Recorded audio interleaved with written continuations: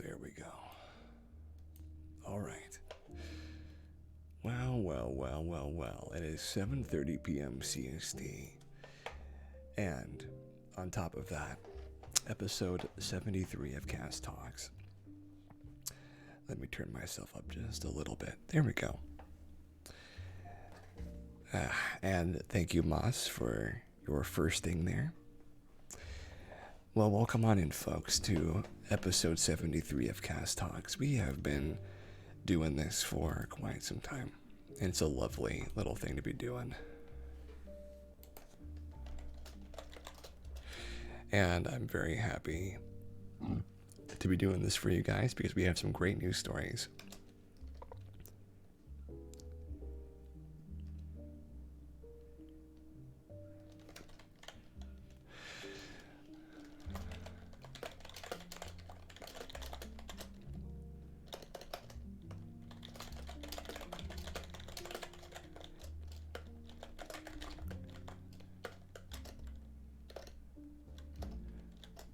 Excuse me a moment while I type to somebody.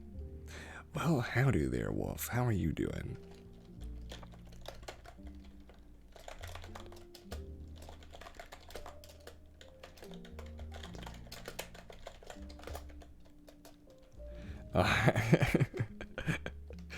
Thank you for thank you for your peeps, early peeps. I did send a picture of the peeps I encountered in the store earlier. Anyone on the Discord can see it if you'd like to.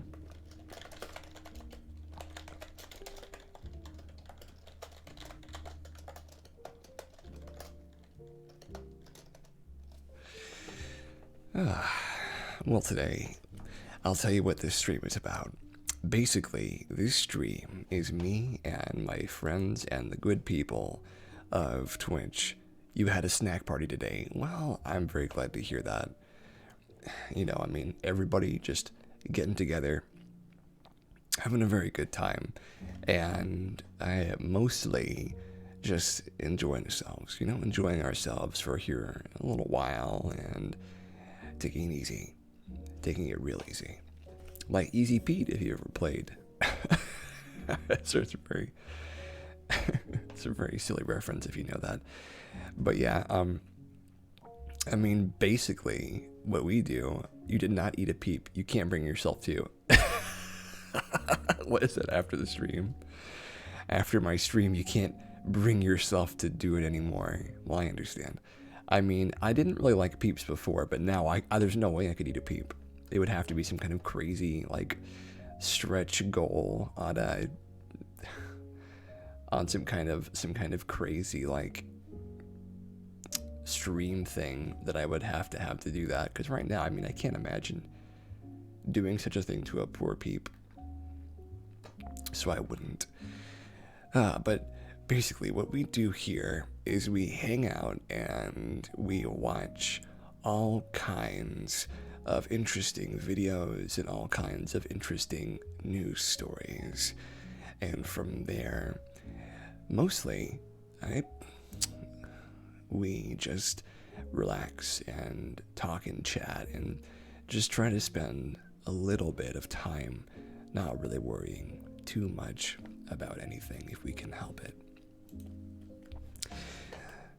And that's basically the thing. That's it. You just hang out here, and if you can help it, do your very best to be as relaxed as you can.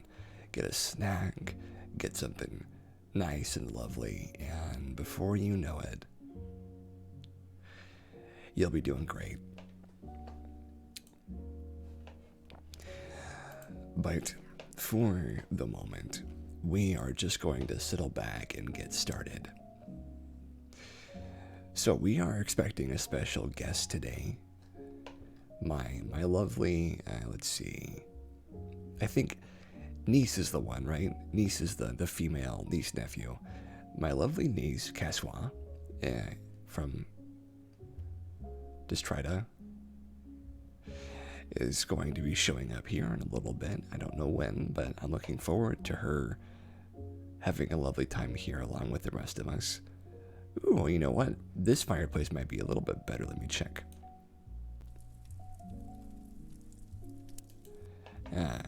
No, it's a little too loud. We're good where we are. It's got a picture of an old man that I don't like. Oh, Moss, you got yourself an emote just for this sort of thing, didn't you? Well, you do like your eyes emote. I find it slightly creepy from time to time, but I have nothing against it otherwise. The eyes peeping in on me. That's the only time I don't like it. But, you know, I'm used to it, so it's cool. All right, folks. So the door creak in my voice is at absolute maximum, so we're going to start the stream. And if you'd like to follow along with me, then in the Discord, you can look at the stream chat, and I will be posting by the eyes. Yeah, I know they can be a little scary sometimes, but it's okay. I'm posting what I'm looking at.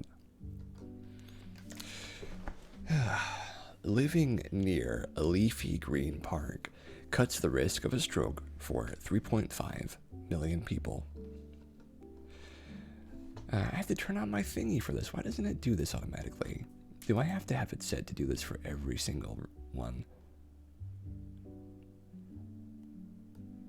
On all sites, that's fine. Well, howdy there. Oh, I thought you were somebody else, my bad. From their research shows that people who live less than 328 yards from a green space are at 16% lower risk from a stroke. People who are surrounded by greater levels of greenery at their place of residence are protected against the onset of stroke, said study co-author Dr. Carla Avellaneda. The findings indicate there is a clear relationship between levels of pollutants in the atmosphere and the risk of such an ailment. For every 10 micrograms per cubic meter of nitrogen dioxide in the air, the risk increases by 4%. These risks are across the board, unaffected by your age, smoking habits, or socioeconomic factors. In contrast, having an abundance of green spaces near your home cuts your risk from a stroke by up to 16%. For the study, the team analyzed the exposure of 3.5 million people in Catalonia, Spain, to the atmospheric pollutants. The collaboration led by the Hospital del Mar Medical Research Institute and the local government, Catalan Health Quality and Assessment Agency, used geographic referencing and designing models to measure exposure to the nitrogen dioxide and soot using population data. Living near lots of leafy land is believed to help people exercise, reduce stress, and help people socialize with friends. And everyone they looked at was an adult who had not suffered any ailments like this before the study began.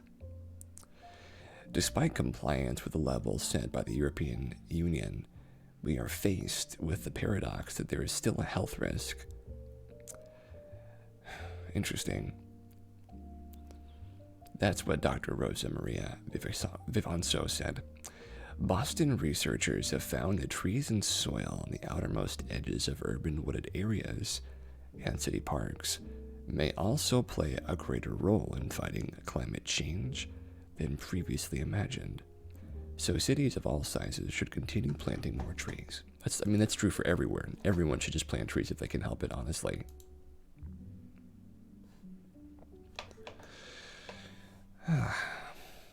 Okay, new enzyme discovery is another leap towards dissolving plastic waste with amazing efficiency.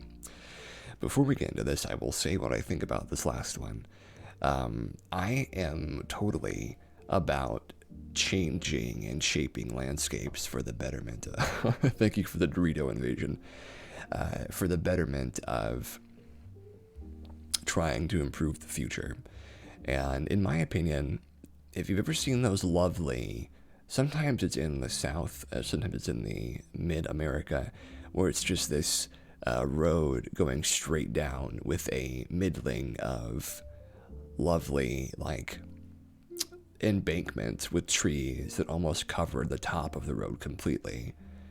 I think that if that could be just the way that most streets look, and we could have almost everything being this perfect meshing of both trees and nature and plants and buildings.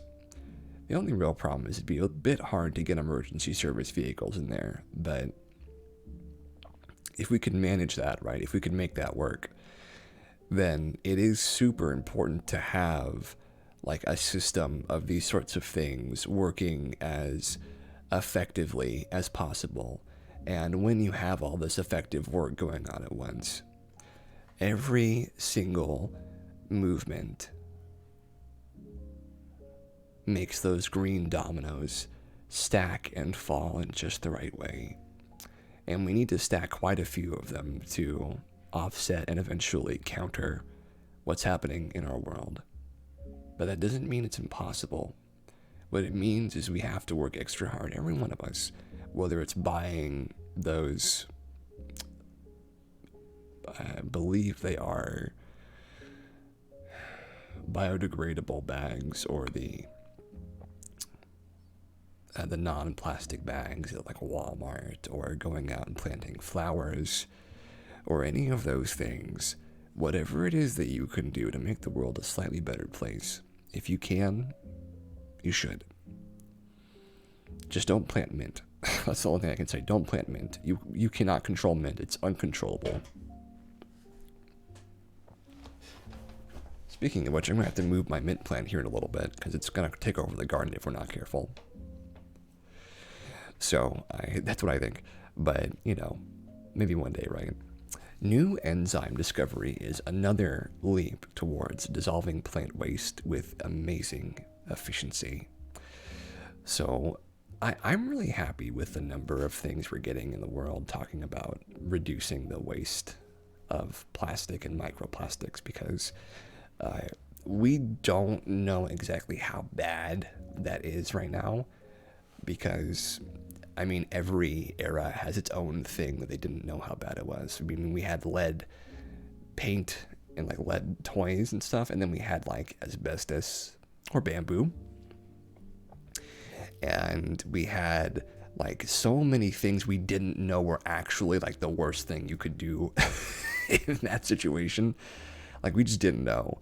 And I think that the microplastic is like, it's gonna be a thing. We're gonna be like, oh man, that's gonna hit us hard here in a couple decades for sure, if we don't do something about it now. Because probably microplastics are not something that are being so thoroughly damaging, simply because it's like a new thing in the environment.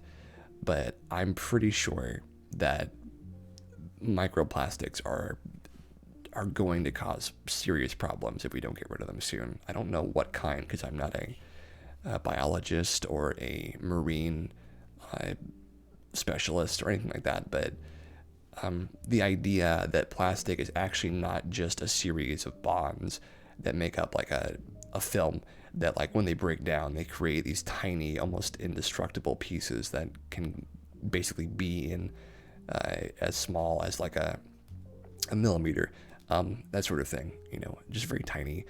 That's pretty important. We got to work on that. We got to get rid of that, because who knows what bad that could do. Oh, you know what else though? This is completely off topic. Hopefully I'm going to be giving plasma next week. That'd be great. I want to go in when there's barely anybody there if I can help it. But yeah, I'd love to donate plasma, because apparently they're giving a little bit of an extra as incentive for me to come back, which is unfortunate to begin with, because I only went to give plasma like 3 times maybe, which is unfortunate, like I said, because I was so busy, and then there was stuff going on, and before I knew it, my little bonus they would have given me was up, and I had only donated like twice, so it's unfortunate, but next time. Let's see. Scientists who've helped pioneer the use of enzymes to eat plastic have taken an important next step in developing nature-based solutions to the global plastics crisis.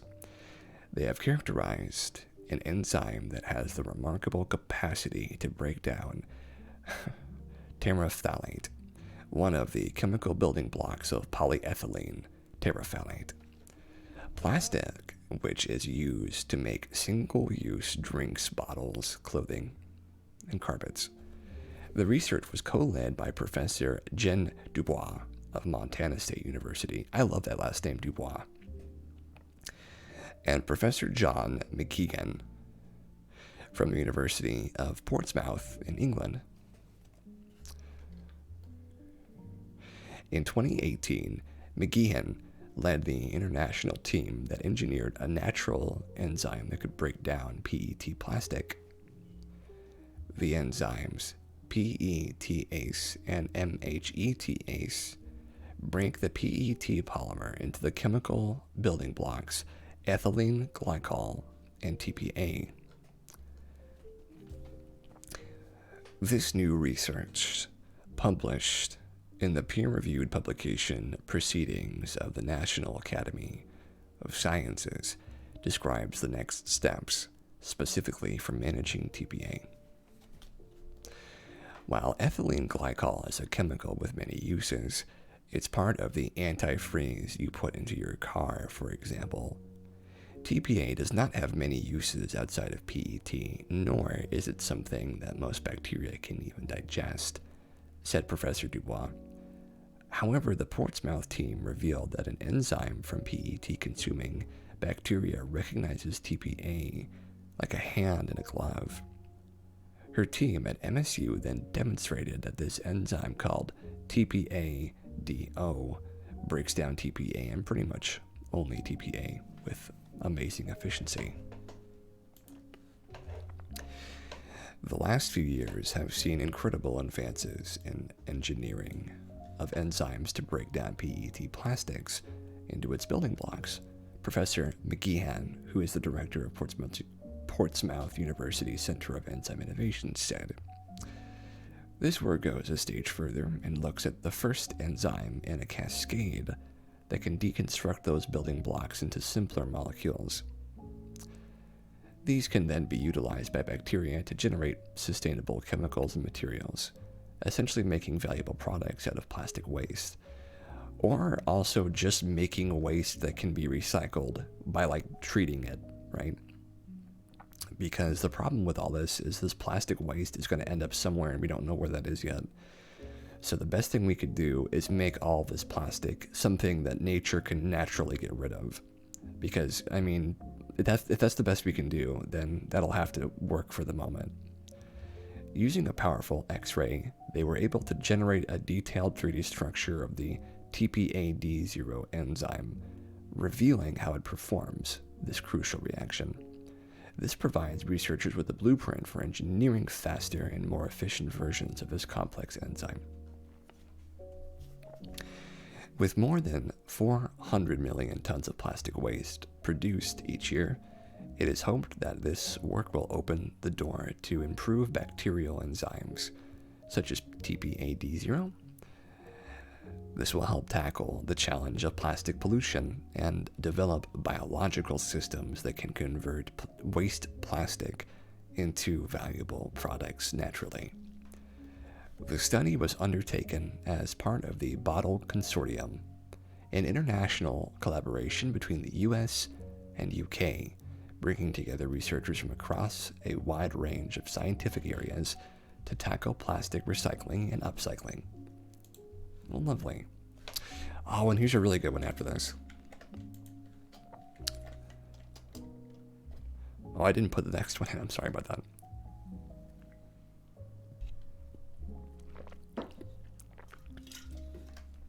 So this is one I think I've already read about.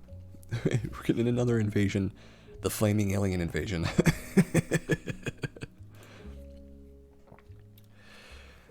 Okay, here's a crazy one. Holocaust survivors reunite in Florida after a labor camp friendship was broken 80 years ago. My gosh, man. Can you imagine 80 years of not seeing your bestie? It's an awful long time, if you ask me. So here it is, and let me get this loaded up for you.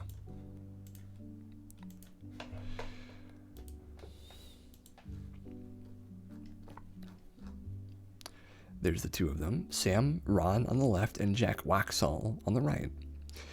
Those who say there's no such thing as destiny need to meet Jack Waxall and Sam Ron. Lightning tornado invasion. Victims who met during the Holocaust and who met again 79 years later in South Florida. Having endured slave labor shoulder to shoulder in the Pionki labor camp in Poland, these two were separated after Waxall escaped into the forest and Ron was moved to a different camp that was ultimately liberated. Neither knew the other had survived until Waxall attended a United States Holocaust Memorial Museum in South Florida's South Florida dinner last Sunday, and found his old camp comrade to be the guest speaker, introduced by his former name of Shmuel Rakowski. Waxall felt as if he was seeing a fraternal brother. He jumped off the seat and came running over to my seat and says, "You're my brother." I was very emotional. I'm normally not a very emotional guy, Ron explained, according to NBC Miami. Just teenagers at the time of their imprisonment, the two managed to both immigrate to the United States, specifically to Ohio, where they both lived for 40 years, unaware of each other's existence before eventually both moving to Florida. Insane. We were pushing coal to the oven to make heat, to make power, and Jack said he worked at the same place, Ron said of their time in the camp, according to CBS. Hard work, bad conditions, cold, hunger, and hundreds of fatalities. It wasn't uncommon to wake up in the morning and find the person next to you cold. Despite living 40 miles apart, the two men are determined to keep the survivors' flames burning and fill in the massive gap of years with life stories. Ron occasionally makes appearances at schools to teach young people about his experiences. I try to teach them not to hate and to have a lot of hope and believe in yourself. This is what I did. This is how I survived, because I believe in myself, Ron said. Ari Audzon, reporting for NBC, says succinctly of the pair that they revenged themselves by living long, successful lives and having children, grandchildren, and great-grandchildren. I'm curious if I'm going to get demonetized if I play this, so I'm going to mute it first.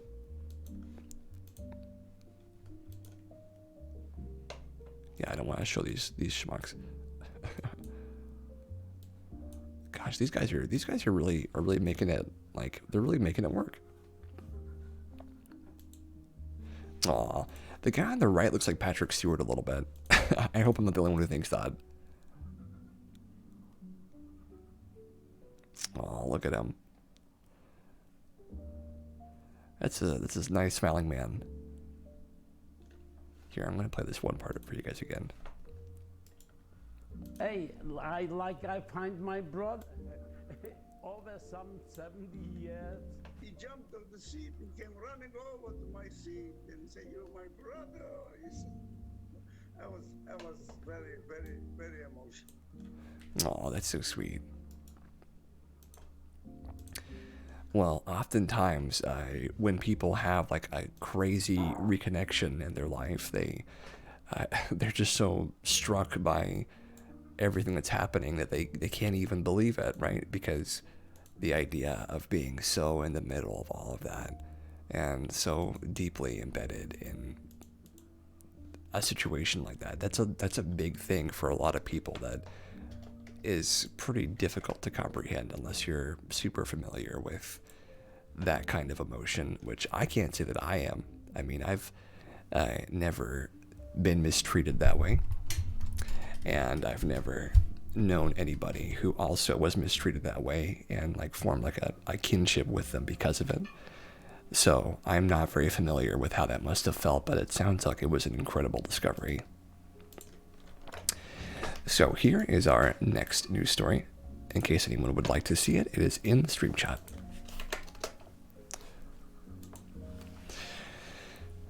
Britain's Royal Mint is salvaging gold from e-waste, recycling precious metals for green investors.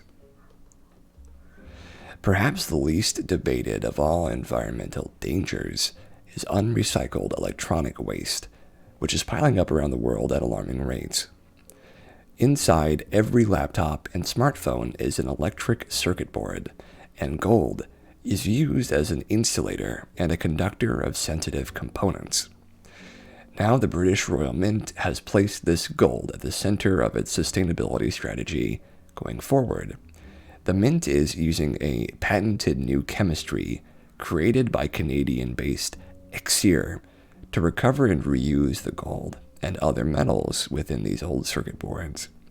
We estimate that 99% of the UK's circuit boards are currently shipped overseas to be processed at high temperatures in smelters, said Sean Millard, Chief Growth Officer at the Royal Mint. This approach is revolutionary and offers huge potential to reuse our planet's precious resources, reduce the environmental footprints of electronic waste, and create new jobs.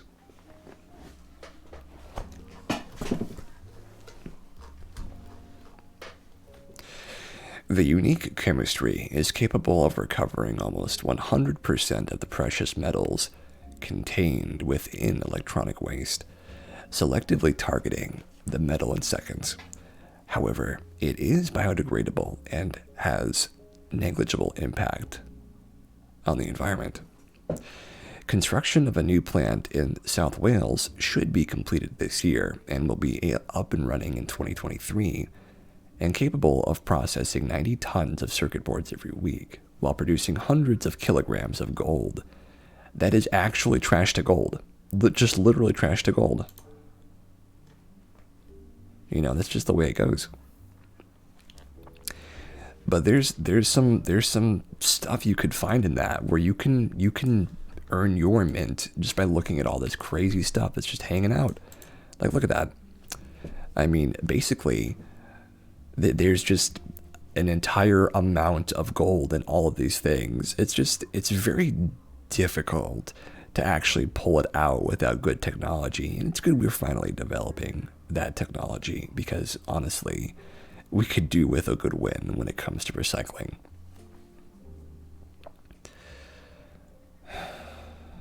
Look at that. Into the forage.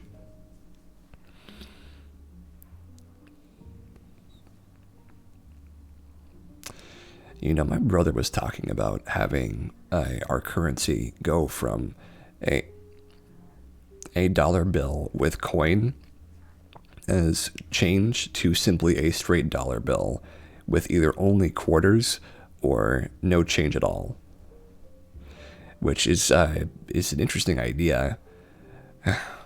I'm not sure how that would really work, to be honest with you, but he thought it was a good idea, and he's a pretty smart guy. A new 100% recycled gold investment fund that's also green. Oh, that sounds lovely, doesn't it?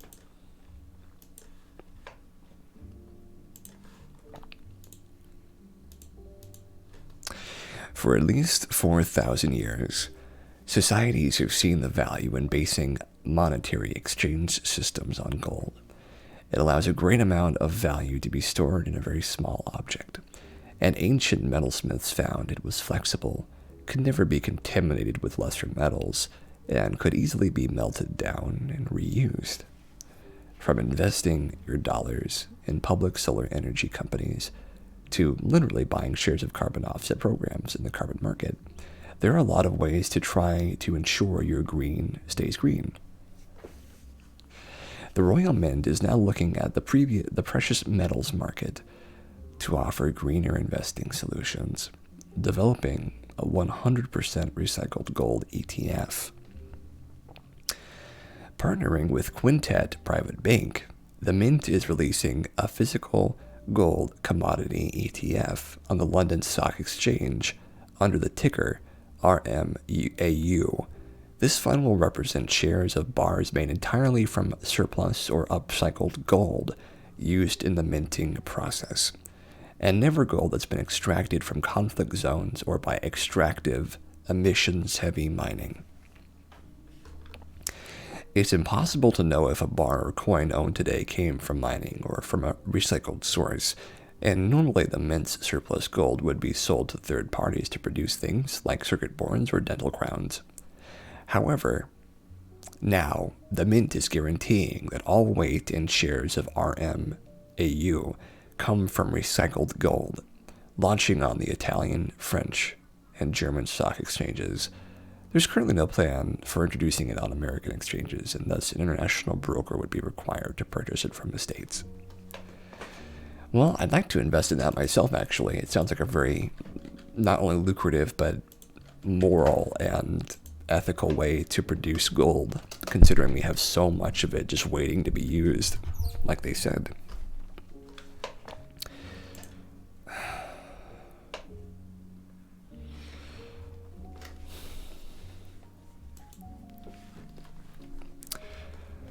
So, what I think about that is basically if we have a series of capabilities to create and recycle metals and materials that are no longer in use in video game technology and like computers and stuff like that, it's actually very common for that sort of thing to become completely unusable in like a video gaming way sustainably if within like about a year of becoming a previous generation. So basically that's like a 5 or 6 year lifespan before it's not really as effective at running newer games than it used to be. And while that isn't like a death sentence for a computer, effectively when a computer reaches that stage, there are many, many people who will simply think, oh, well, it's not good anymore, and just outright throw it away. I mean, I understand why a person might think that, because it can sometimes seem like if you don't have the best and newest computer, then there's no reason to do any of this stuff, right?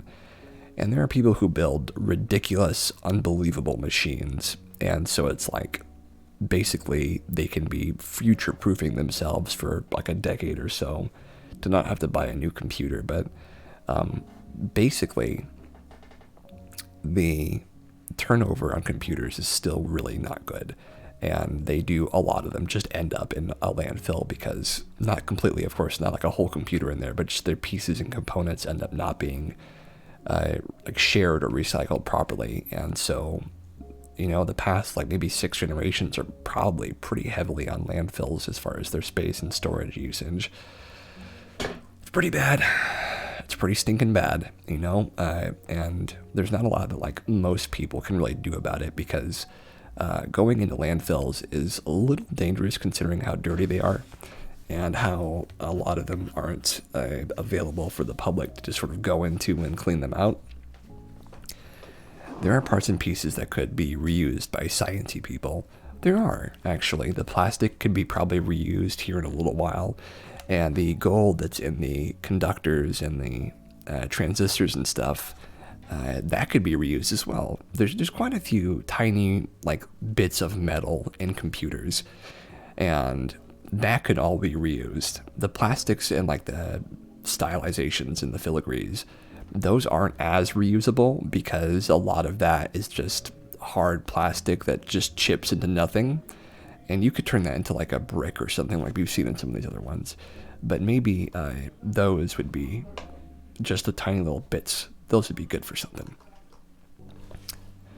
I believe I already posted this. Yes, I did.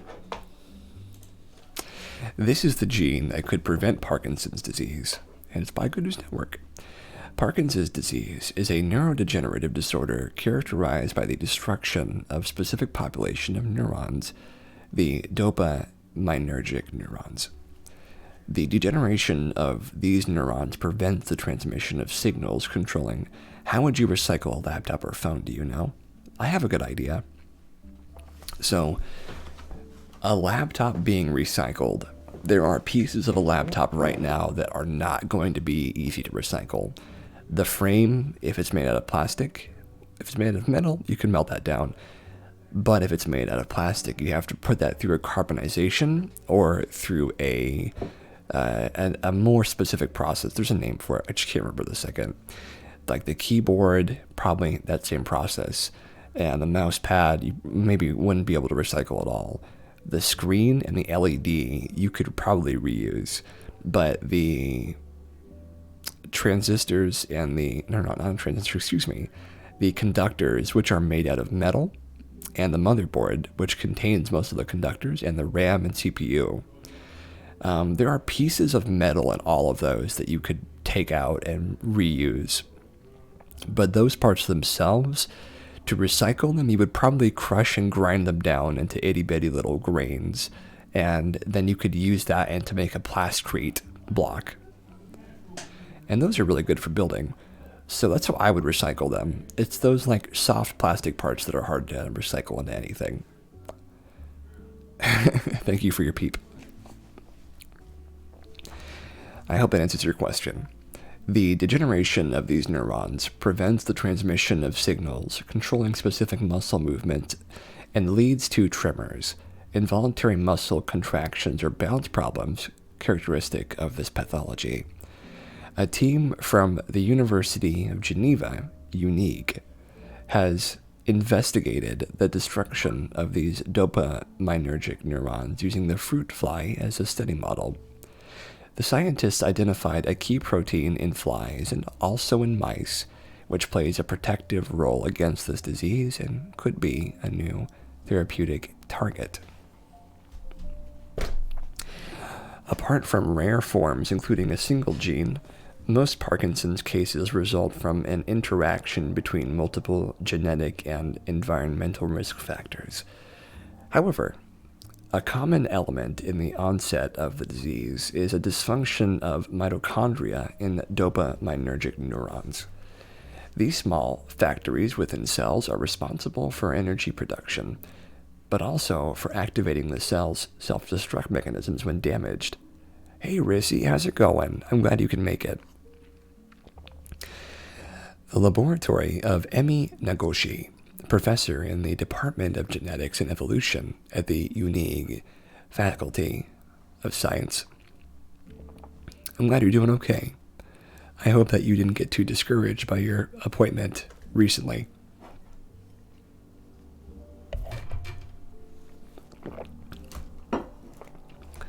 And I'm glad that you're here.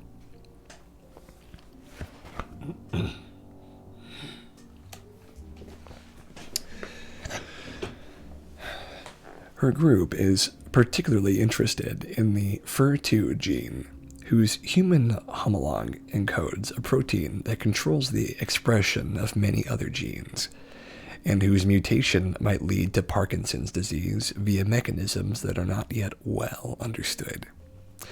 Yeah, the doctor that you talked about recently.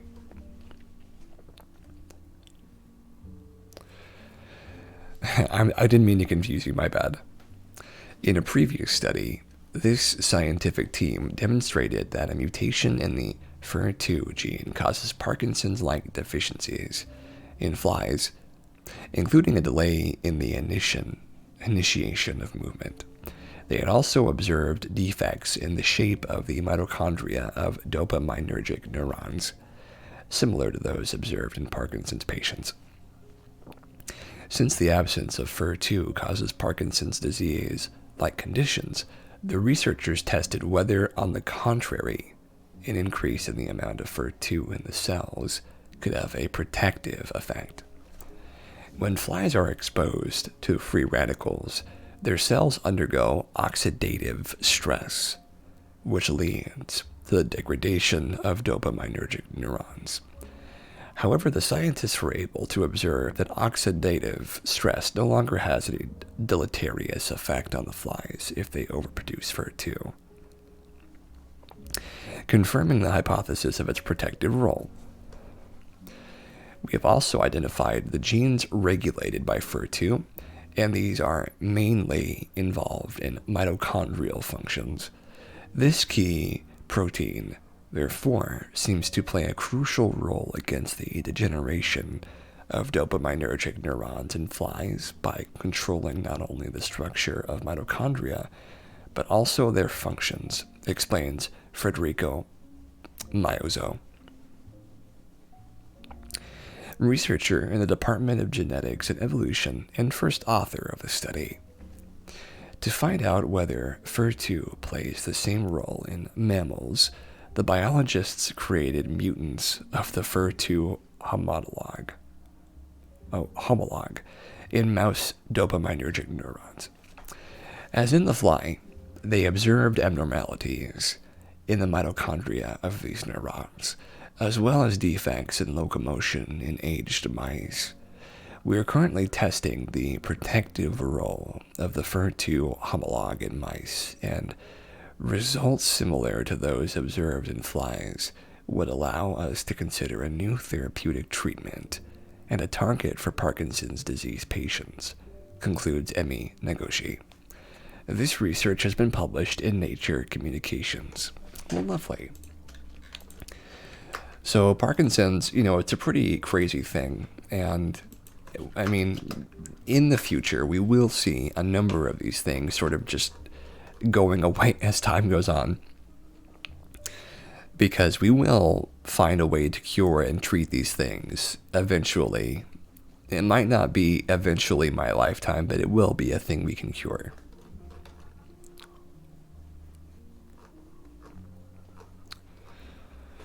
You know what? No Tom Hanks. He doesn't need to be on my stream.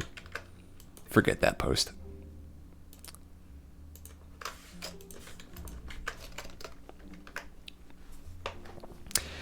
So here is our next good news. Scientists develop invisibility cloak for cancer drugs. Interesting.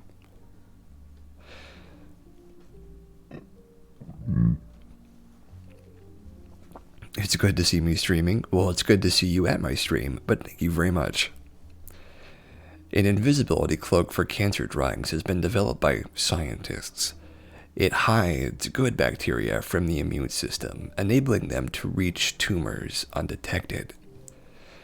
The masked probiotic could be revolutionized as far as how therapy is considered. In experiments, it wiped out diseased cells in mice. It is hoped the technique will work even better in humans who are 250 times more sensitive to bacteria. What just happened? Nothing just happened. Unless you want me to reread that. Biomedical engineer Professor Tal Danino said, "What is really exciting about this work is we're able to dynamically control the system. We can regulate the time bacteria survive in human blood and increase the maximum tolerable dose. We also showed our system opens up a new bacteria delivery strategy in which we can inject bacteria to one accessible tumor and have them controllably migrate to distal tumors such as metastasis. No. I was saying I'm glad to see Rissy in my stream. Cancer cells that spread to other parts of the body.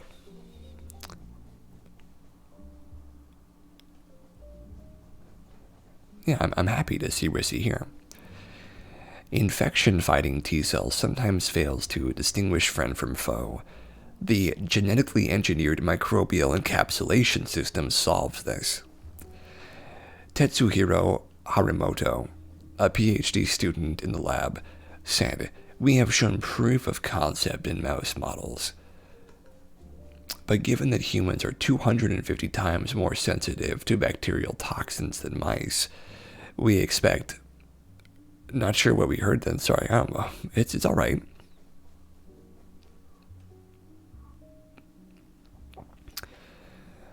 No, it's all right. I was saying I would love to have Rissy here, and there's nothing bad going on at all. I'm completely cool with having people.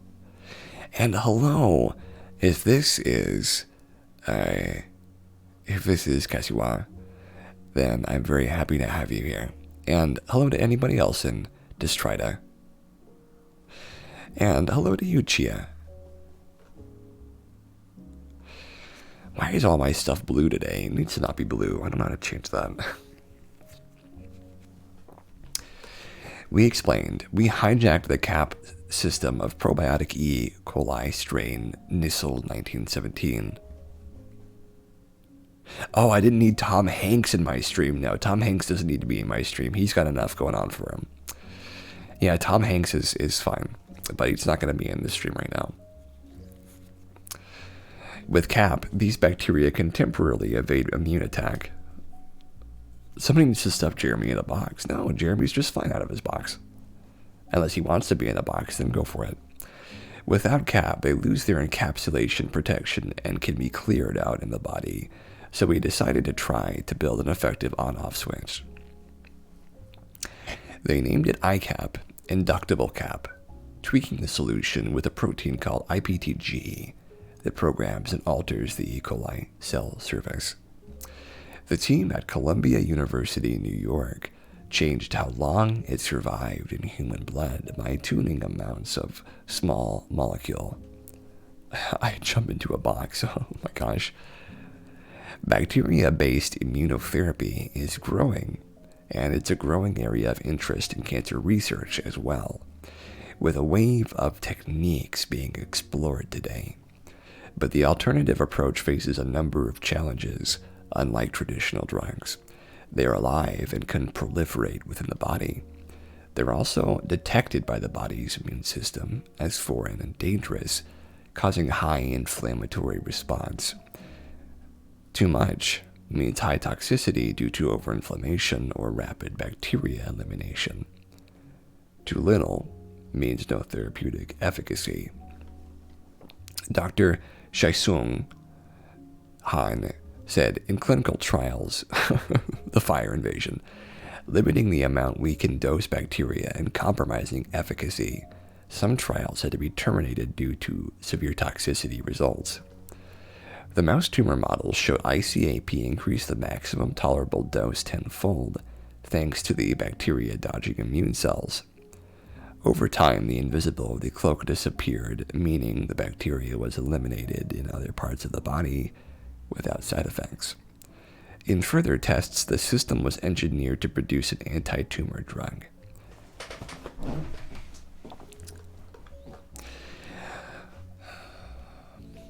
Bowel and breast cancers shrank significantly more in lab rodents compared to a control group. There are more than 80 different types of CAP that exist just for E. coli, and even more for other bacteria species that could be engineered using similar approaches. The snake rocket. In addition, CAP is not the only molecule that bacteria have on their surface, and other molecules could be controlled in a similar fashion. What's more, other control systems, such as biosensors, could be used to autonomously control surface properties of therapeutic bacteria. Mr. Haramoto said, while there is a good deal of laboratory research showing various ways to engineer microbes, it is very difficult to apply these powerful therapies to a complex animal or human body. Added Professor Cam Leong, bacterial cancer therapy holds unique advantages over conventional drug therapy, such as efficient targeting of the tumor tissue and programmable drug release. Potential toxicity has been limiting its full potential. Oh my gosh, the fitsits are horrible. They look so blank. I don't know if I like that one, to be honest with you. The cloaking approach presented in this study may address this critical issue. This is described further in Nature Biotechnology. Biotechnology is one of my favorite fields. That and robotics. Robotics is great, though I don't know if we'll call it robotics for much longer, depending on where it goes. So here's our next one. A new plant-derived sustainable plastic is tough as bone and hard as aluminum. Don't worry, Moss, it's just an emote. You're all good. The strongest part of a tree lies not in its trunk or its sprawling roots, but in the walls of its microscopic cells. A single wood cell wall is constructed from fibers of cellulose, nature's most abundant polymer, and the main structural components of plants and algae. Within each fiber are reinforcing cellulose nanocrystals, or CNCs, which are chains of organic polymers arranged in nearly perfect crystal patterns. At the nanoscale, CNCs are stronger and stiffer than Kevlar. If the crystals could be worked into materials in significant fractions, CNCs could be a route to stronger, more sustainable, naturally derived plastics. Now an MIT team has engineered a composite made mostly from cellulose nanocrystals, mixed with a bit of synthetic polymer. The organic crystals take up about 60 to 90% of the material, the highest fraction of CNCs achieved in composite to date.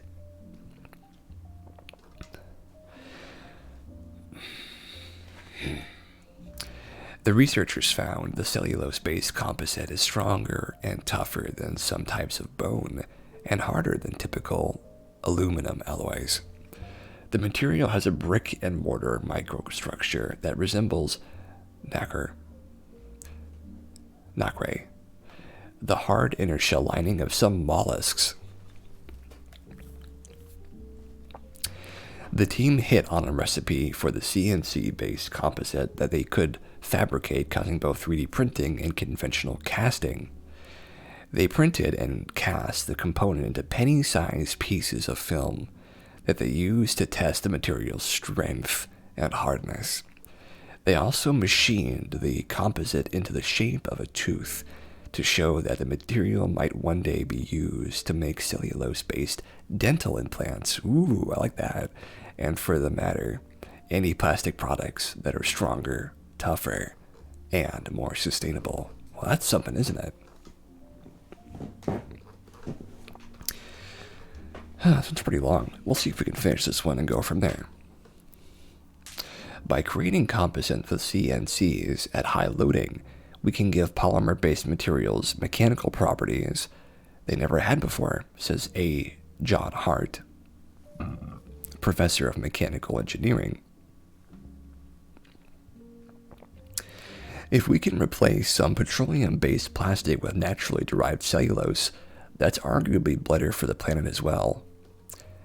Each year, more than 10 billion tons of cellulose is synthesized from the bark, wood, or leaves of plants. Most of this cellulose is used to manufacture paper and textiles, while a portion of it is processed into powder for use in food thickeners and cosmetics.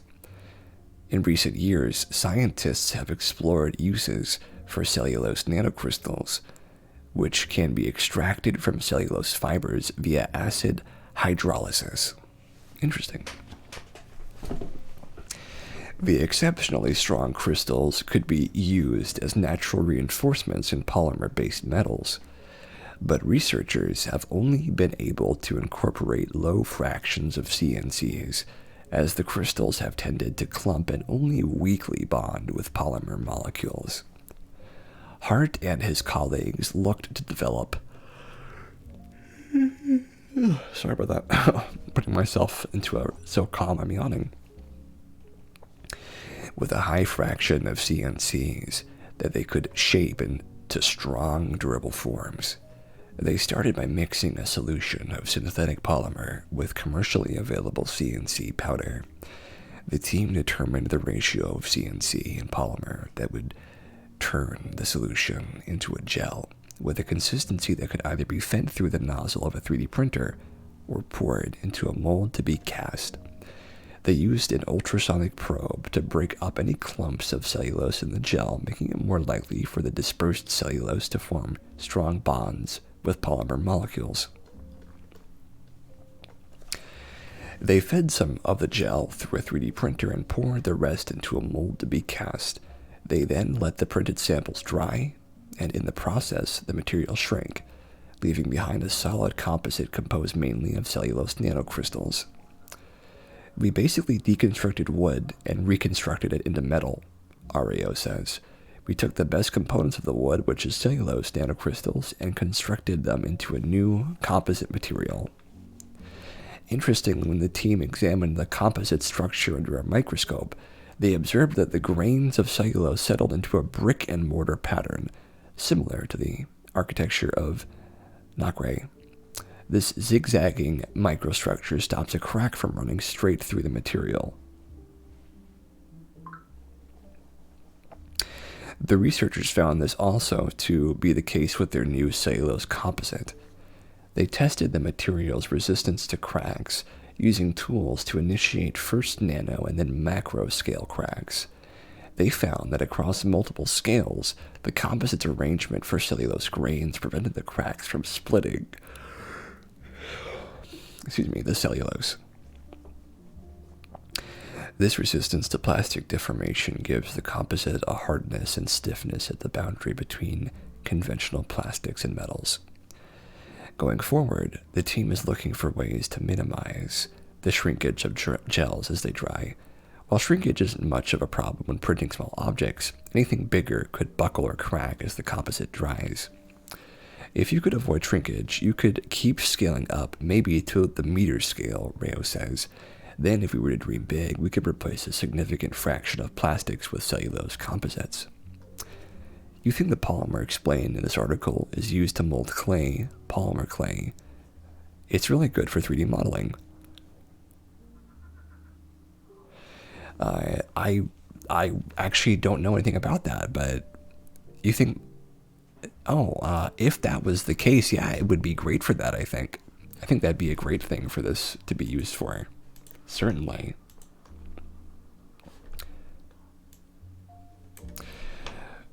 Okay, folks, I am going to go to the bathroom for a short time, and then we are going to return in about 5 minutes, okay? So I'll set us to, let's see, 2:23. There we go.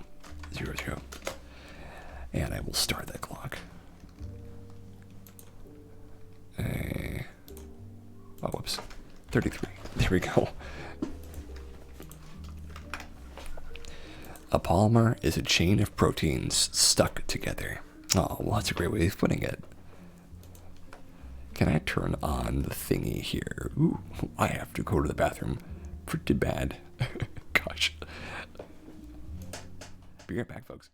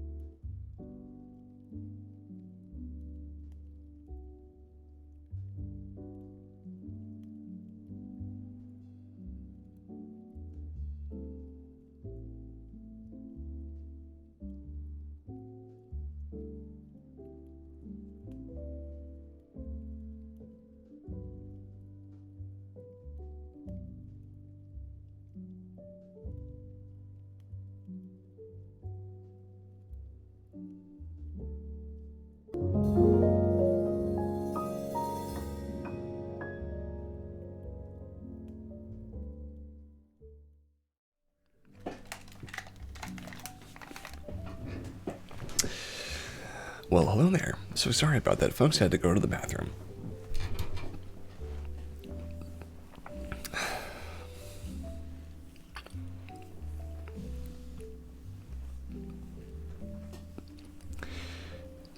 So if you guys didn't know this, they actually have the ability to 3D print rockets these days. Entire rocket shells.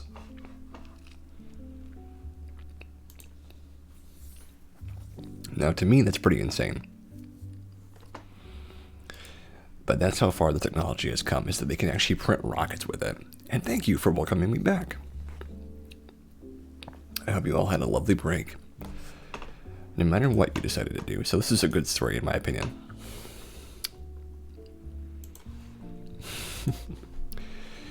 Road in London closes for nearly a month to protect migrating toads as they hop to the other side. Road closed for migrating toads. Toad Patrol volunteers on the roads. That's a great one. I love that. You got to give those toads some privacy so they can do their thing. A stretch of road in London has been closed to traffic for more than 3 weeks to allow toads to cross in safety to ponds where they breed. A 400-meter, which is 1,300 foot, section of Church Road in Ham, near Richmond, is blocked to motorists until the start of April, so the creatures don't get harmed on their annual migration.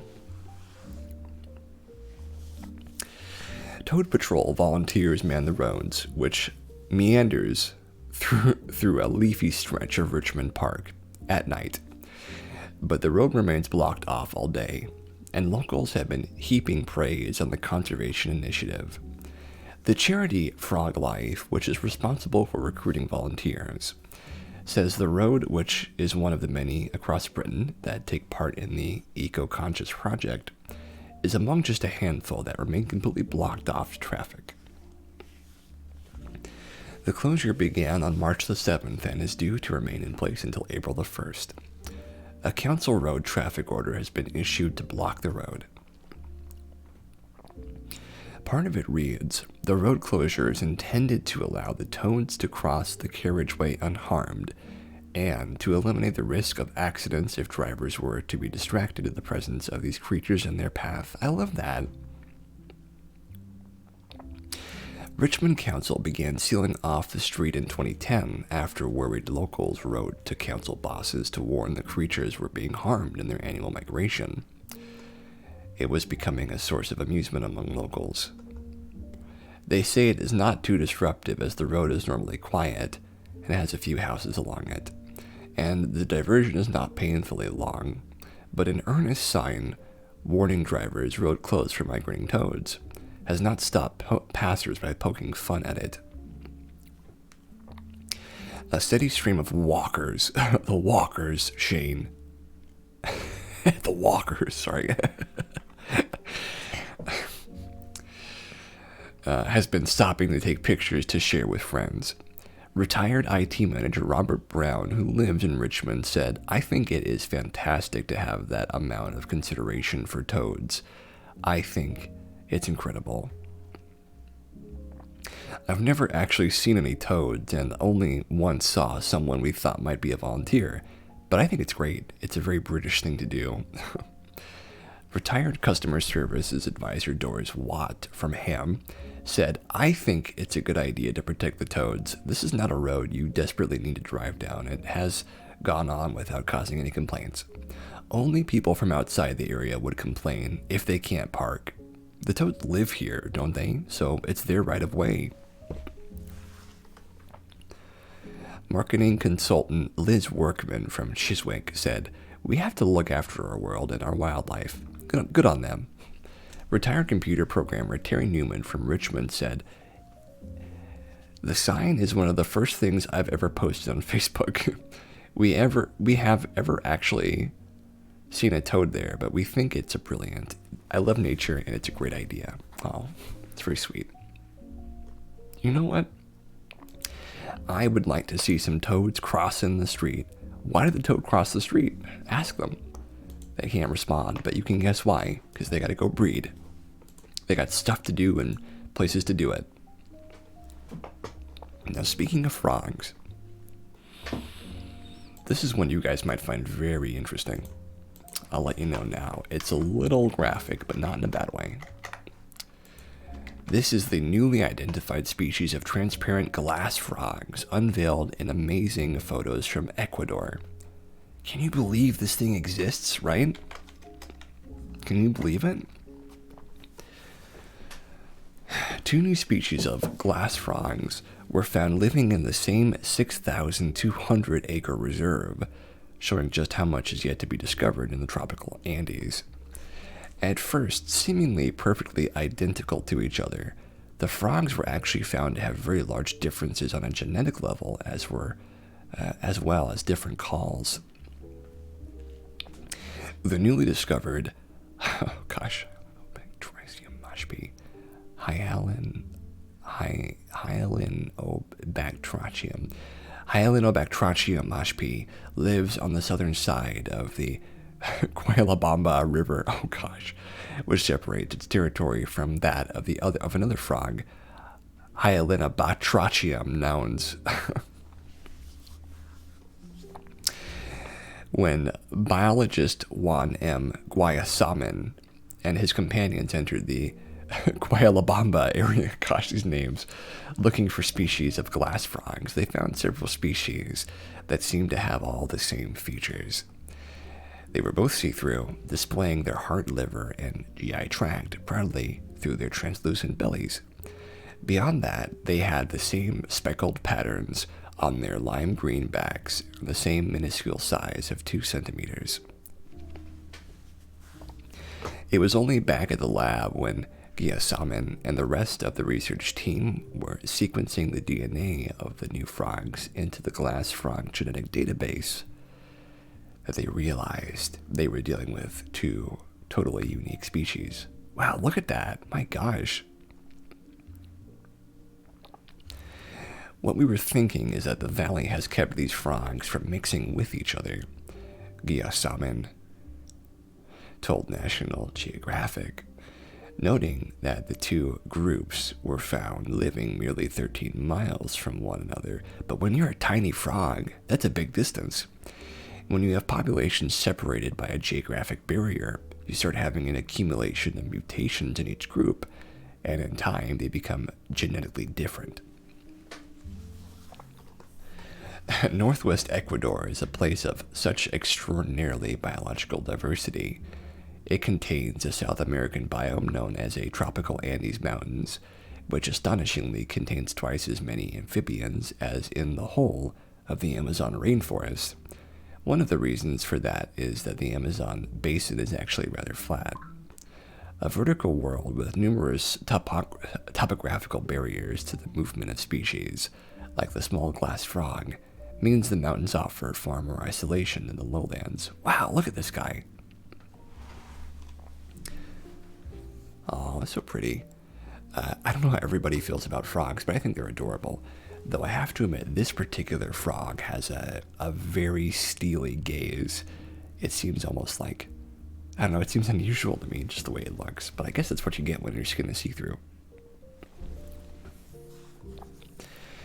The topography here is quite complex, with many unexplored niches and hard-to-reach areas, so endemism is very high.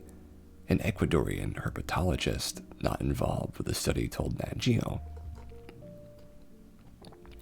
Indeed, the total number of amphibians in the Amazon matches only the number of those specifically endemic to the tropical Andes. Well, I didn't actually know glass frogs were a thing until I read this for the first time a little while ago. So I didn't even know that was possible. As far as frogs go, I don't know how a frog goes from having skin that's normal to transparent. But maybe transparent skin makes it more difficult for predators to see you, but you think they would see you easier with your heart beating. I don't know. My skin's not transparent, so I can't comment, but it sounds very strange to me. It sounds very strange. Wouldn't it be crazy if there was like a thing that someone could point at you and then they could see through different layers of your skin and stuff? That would be so useful to doctors. That'd be so useful. Wow. I think that will be a thing one day, but I have no idea how it'll work. I have no idea. All right, folks, we've got a few more stories left. Let's see what we want to do.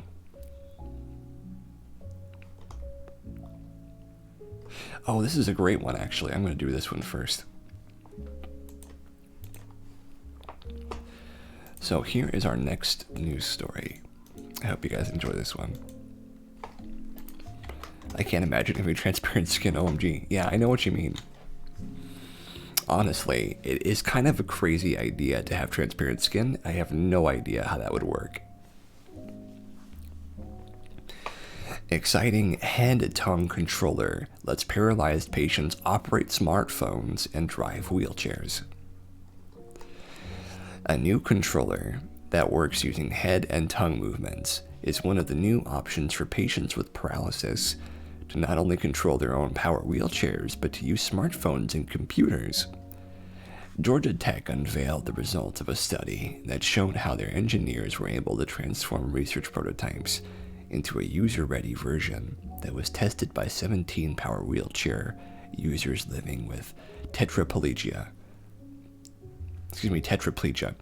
a spinal cord injury that affects their arms, hands, trunk, legs, and pelvic organs. They described it as a first-of-its-kind, innovative application for individuals living with disabilities. Collaborating with physicians and clinical therapists at Brooks Rehabilitation, the team was able to show how useful and easy the MagTrack technology worked for patients. To see where the MagTrack project was advanced even just since the early stages of this study is incredible, said Geneva Tonuzzi, gosh, these names, medical director of the Spinal Cord Injury Program at Brooks Rehabilitation. MagTrack enables power wheelchair users to control their connected devices, ergo their smartphones and computers, and drive their power wheelchairs using an alternative multimodal controller. In addition, the assistive device is designed to be wearable, wireless, and adaptive to the user's specific condition. Gosh. Look at this, wow. Unlike other devices, you wouldn't have to be sitting in a chair or at a desk to use it. The controller travels with you.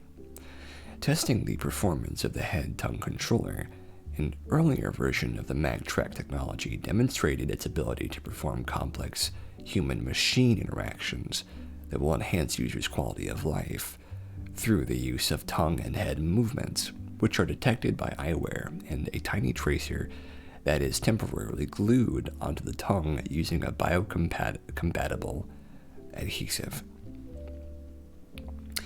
Commands are generated from these motions using advanced data processing and machine learning models.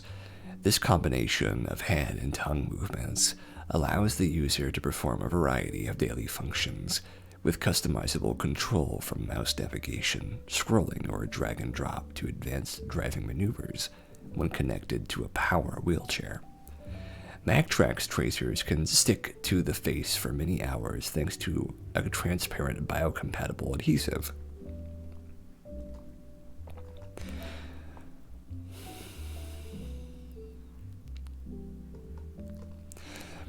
The test results published in IEEE Transactions on Biomedical Engineering showed that new users of MagTrack can complete these tasks as fast and sometimes even faster with the MagTrack's HTC rather than their personal alternative controller.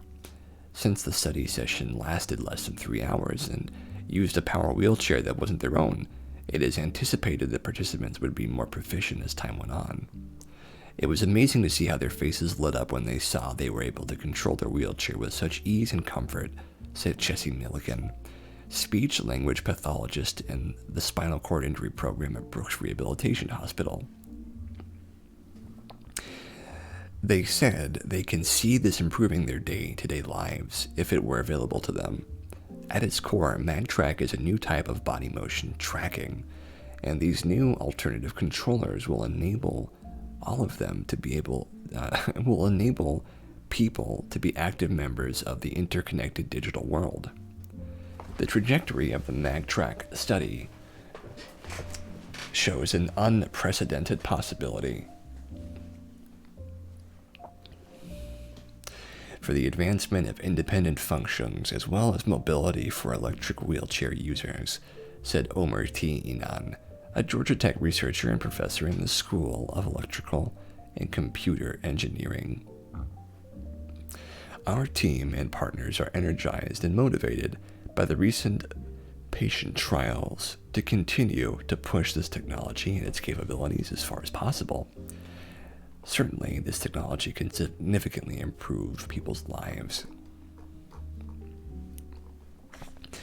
The development of our wearable alternative controller eliminates the need for having multiple assistive technologies, replacing them with a single multimodal and integrated system, said Nordine Sebki, a postdoctoral researcher and co-creator of the MagTrack assistive technology.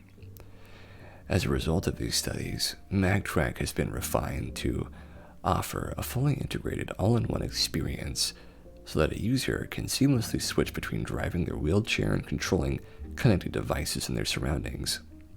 The systems can be used anywhere since it's wearable, and its built-in wireless connectivity facilitates portability.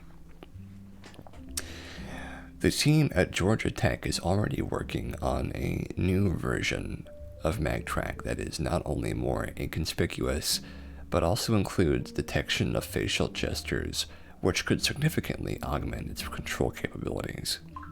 In the coming year, the team plans to make MagTrack available to early adopters for at-home validation testing to further improve the technology.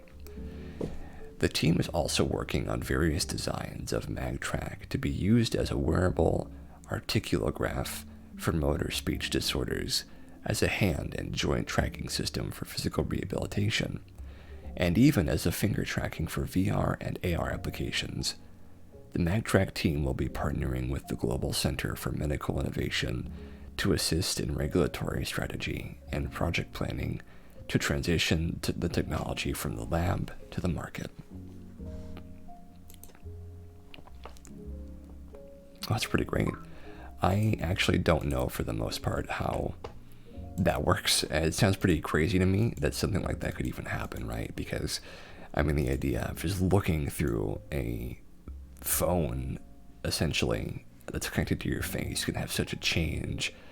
I can't imagine how that works, but, gosh, that sounds crazy to me.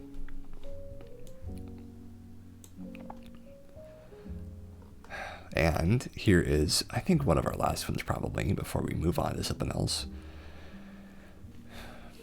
Check out these victories for old growth forests worldwide on International Forest Day.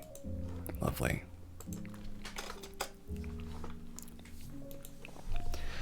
Monday was International Forest Day for forests around the world. A perfect moment for taking a walk under your local trees and reading a roundup of forest victories from around the world. This year notes a turning tide in the global awareness of the value of trees. In several regions of the world, there are more acres of forest than there have been in the past 100 years. In Europe, for example. In other cases, reforestation stemming from a conscious change in attitude towards conservation is now equal to existing deforestation in some of the most threatened areas, for example, in Brazil's Atlantic forest biome. The recent meeting of the parties of the Paris Climate Accords have given rise to an international agreement between 24 countries to end deforestation this decade, Locally speaking, regional victories drive these global trends, and these movements will certainly go a long way to making every future International Day of Forests even more special because of what has been saved.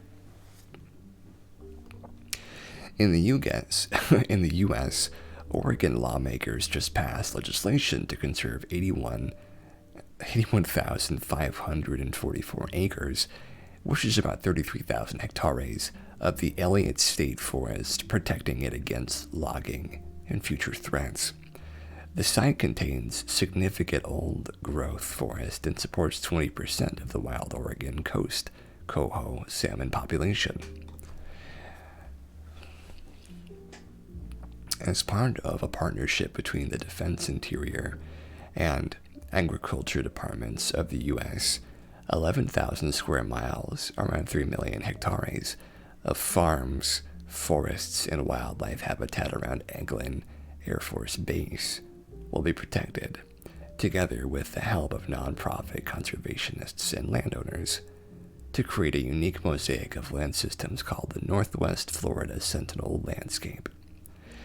Down under, landmark legislation in Western Australia will end native logging and secure 1,544 square miles, which is around 400,000 hectares, one of the most diverse native forests on Earth. Activists have campaigned for decades to protect these forests, containing rare Tingle, Chirrah, Kiri, Mari, Tuart, and Wandu trees, found nowhere else on the planet, which has been increasingly depleted by logging. We're going to stop logging in our native forests to preserve these beautiful, magnificent, wonderful areas for future generations of West Australians, WA Premier Mark McGowan said, allegedly stunning Green Party members and protesters alike. In South America, the Gordon and Betty Moore Foundation has allocated an additional $300 million toward the Andes Amazon Initiative to continue biodiversity and forest conservation efforts in the region until 2031. To date, the initiative has been successful in conserving 1.5 million square miles, which is 400 million hectares, or about half the size of Brazil itself, since its establishment in 2003. New targets include ensuring that 38,000 square miles, which is 100 million hectares, of freshwater and forest ecosystems, as well as indigenous and local communities' lands, are effectively managed. Let's see. Do I want to do anything else tonight? Let's see. What am I thinking? Well, either way, I hope you guys have been enjoying those stories, and I hope that you've been having a good time, Kasiwa, if you're here. Kasiwa, I don't know exactly how to say, I forgot how to say that name completely. But thank you guys so much for watching so far, and I think that actually will be the end of our stream for today, because I'd like to get a little bit of rest for if I go tomorrow to do our plasma, because the plasma would be great. Let me get our end theme out. And I hope that you guys have had a lovely time so far. I hope that you've enjoyed yourself. And also, I hope maybe you've even considered if you thought this was a fun stream and you'd like to come back next week. I'd appreciate that, of course. Let me give you something here.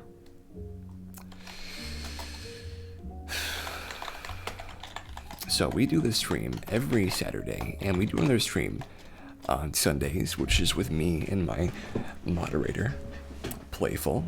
And if you'd like this, then feel free to come on back anytime that you'd like. And I'd like to think I'd like to start, going to do more diverse streams as time goes on.